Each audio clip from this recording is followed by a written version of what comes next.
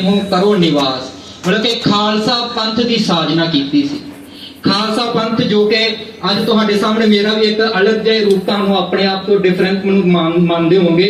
देखो मैं तुहाडे सामने आ, मेरे सिर ते की आ पगड़ी है ना। तो इसे दिन जो गुरु गोबिंद सिंह जी सी 10वें गुरु, उन्होंने खालसा पंथ की साजना की सी। ते ये खालसा पंथ की साजना करने की उन्होंने जरूरत क्यों पई? क्योंकि तुहानू पता है कि पुराने समयां दे विच साडे उपर मुगल शासक सी जो वो राज करते सी। समय समय दियां हाकम सरकारां जो कि साडे उत्ते जुल्म करदियां सन। इसे जुल्म का टाकरा लैण वास्ते उन्होंने एक ऐसी कौम पैदा की, एक ऐसा धर्म पैदा किया जो कि अपने आप नूं जो जुल्म के खिलाफ लड़न वास्ते तैयार रहे हमेशा।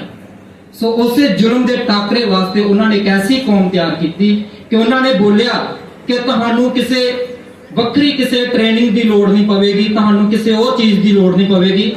मैं एक ऐसा खालसा तैयार कर दूंगा जो कि जुल्म के खिलाफ हमेशा टाकरा लैण लई तैयार रहेगा। सो अज भी तुसीं पंजाब दे विच जाके देखियो, अज के दिन आनंदपुर साहिब विखे, आनंदपुर पंजाब में एक शहर है जहां खालसा पंथ की साजना हुई थी। आज वहां पूरे जालो जलाहल के साथ वहां जो है खालसाए जो रूप है, जो निहंग सिंह होते हैं, वो क्या करते हैं, पूरा अपना ट्रेनिंग करते हैं लड़ने के लिए, ठीक है। और गत्का वगैरह ये सब सीखते हैं, गत्का मतलब तलवारबाजी वगैरह ये सब सीखते हैं वहां, और अपना जोहर दिखाते हैं। ये इसलिए था कि अगर देखो भाई दो चीजें होती हैं, अगर कोई एक जुल्म कर रहा है, एक जुल्म सह रहा है। और गुरु गोबिंद सिंह जी का एक मानना था अगर कोई जुल्म कर रहा है वो तो गुनाहगार है ही, लेकिन जो जुल्म सह रहा है वो उससे भी बड़ा गुनाहगार है। ना तो जुल्म करना है ना जुल्म सहना है। बस यही एक उनकी इस खालसा पंथ साजना दिवस के ऊपर एक उनकी ये मेन मोटिव था कि आप एक ऐसा खालसा तैयार करना जिसके पीछे ना कोई जात हो ना कोई धर्म हो। मतलब कि इसमें हमारे आप देखना कि हमारे जात पात का बहुत विरोध हुआ है और जात पात नहीं मानी जाती। जो भी एक खालसा रूप में आ जाता है उसकी कोई जात नहीं रहती, उसका कुछ भी नहीं रहता, वो सिर्फ एक हो जाता है। उसको क्या बोलते हैं? सिख। सिख का मतलब होता है सीखने वाला, जो हमेशा सीखता है। और हमारे नाम के पीछे सिंह लगता है। सिंह का मतलब होता है शेर, जो कि किसी से नहीं डरता। अपने मतलब डरने का मतलब ये नहीं है कि मतलब डरता नहीं है, वो नहीं है, मतलब ऐसा कि जुल्म नहीं सहना ना जुल्म करना है। और मेन बात होती है मानवता को अपने साथ रखना। मानवता सबसे बड़ी जो मनुष्य की सेवा है, सेवा हमेशा करनी है।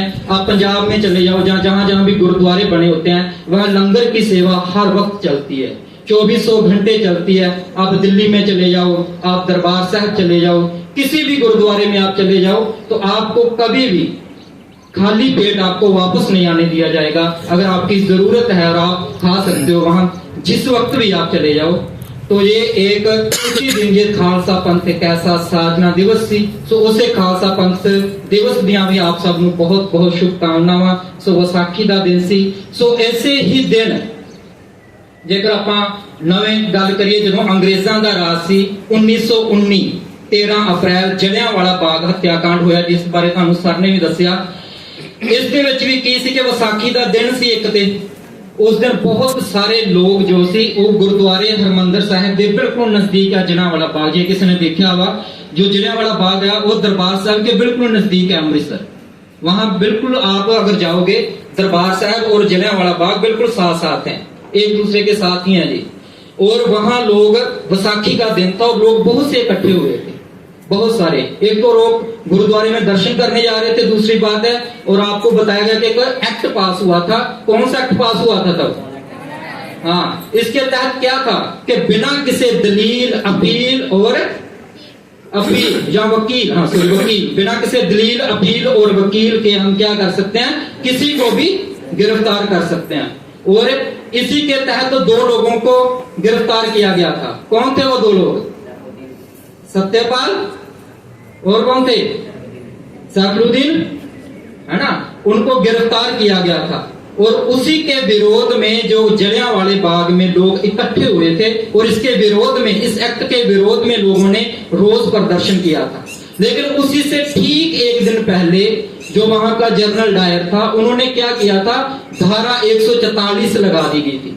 और तब तो इतना हमारे पास मोबाइल फोन नहीं थे, ना कोई टीवी था कि जो लोगों के तक इंफॉर्मेशन पहुंच सके इस चीज की। तो लोग इकट्ठे हुए वहां, और माना जाता है, माना क्या मतलब, ये इतिहास बोलता है, अगर आप जलियांवाले बाग में जाओ, आज भी उनकी तस्वीरें हैं और गोलियों के निशान है वहां, और आज भी आप अगर उनको देखोगे, वो निशान आपके मतलब आपको पूरी तरह झंझोड़ के रख देंगे वो। तो वहां क्या हुआ था कि हजारों की भीड़ थी वहां, हजारों की। तो वहां जैसे एक ही दरवाजा था आने जाने के लिए, जलियांवाले बाग में एक ही दरवाजा था, बिल्कुल छोटा सा दरवाजा था वो। जैसे कि मान लो इससे भी छोटा दरवाजा था, जो असेंबली का ये जा रहे हो अंदर, इससे भी छोटा दरवाजा था। वहां क्या कर दिया उसने, अपना तोप वगैरह खड़ी कर दी, और चारों तरफ से जलियांवाले बाग को घेर लिया, और ना किसी कोई अपील नहीं की भी आप लोग जहां से चले जाओ, कुछ नहीं किया। आते ही उसने क्या किया, गोली चलानी शुरू कर दी। और लोग वहां एक कुआं था, और कुएं के बीच लोग बचने के लिए कुएं में शाल लगाते गए, और बोलते हैं कि वो कुआं भर गया था, लाशों की तरह वो कुआं भर गया था, वहां लाशें ही लाशें दिस गई थी। और सुबह जब शहीद उधम सिंह वहां पहुंचे, तो देखा उन्होंने कि जो धरती थी उसकी, वो जो पूरा था खून के साथ पूरी लथपथ थी। जैसे पानी रुक जाता है ना, पानी रुक जाता है, वैसे उनके पैर जो थे उस खून के बीच में डूब रहे थे। इतना ज्यादा नरसंहार हुआ आज के मतलब कि अभी तक का ये इतिहास में बहुत बड़ा नरसंहार माना जाता है इस चीज को।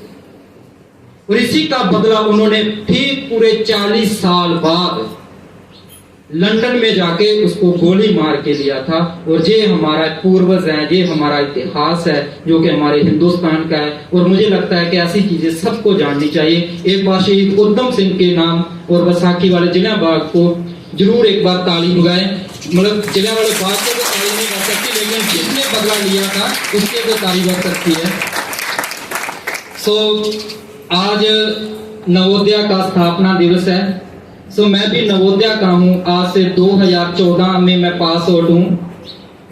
और नवोदय के बारे में एक चीज बस बताना चाहता हूँ। जब हम पढ़ रहे होते हैं, मुझे नहीं पता कि आप लोगों में ऐसी वो चीज है या नहीं है जहां आप लोग बोलोगे कि शायद मैं अब यहाँ खड़ा हूं इसलिए बोल रहा हूं, लेकिन मैं सच बात ये कर रहा हूं कि नवोदय एक ऐसी संस्था है।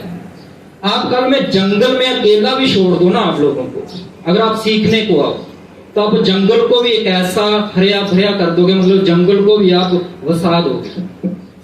क्योंकि नवोदय ऐसी संस्था है जहां हमारे प्रिंसिपल मैडम थे वहां HP कौर, अभी मैडम ने भी याद दिलाया, मुझे भी याद आ गई उनकी बात। वो ये बोलते थे कि नवोदय एक ऐसी संस्था है, आपको हम ऐसा नहीं बनाएंगे कि हम आपको ऐसी सुख सुविधाएं दे दें जिससे कि आप अपनी असली जिंदगी है जो वो हम आपको बुला दें।